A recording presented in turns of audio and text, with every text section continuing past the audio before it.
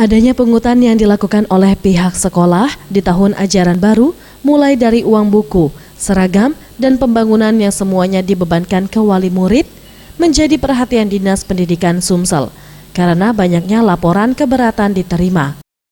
Widodo, Kepala Dinas Pendidikan Sumsel mengatakan, untuk pungutan yang dilakukan oleh pihak sekolah harus sesuai dengan Perda dan Permendikbud yang berlaku.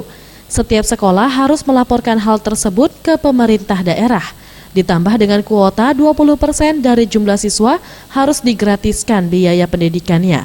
Namun hal ini harus dilakukan penyeleksian dan mengetahui kondisi pekerjaan wali siswa tersebut.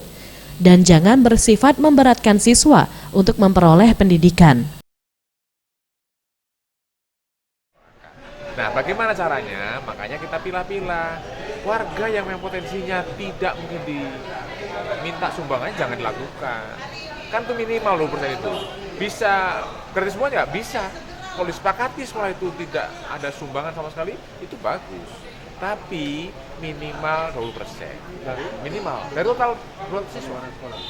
Total siswa 100, itu minimal 20%. 20 orang berarti kan? Jadi kalau semua gratis boleh nggak? Boleh, itu yang harusnya dilakukan. Jadi itu yang dilakukan. Makanya saya harap komunikasi antara sekolah, ya, komunitas sekolah dengan pemerintah dalam hal ini Dinas Pendidikan lakukan. Yang benar yang mana sih? Yang benar yang saya lakukan adalah memastikan program sekolah gratis yang ada perdanya itu bisa jalan.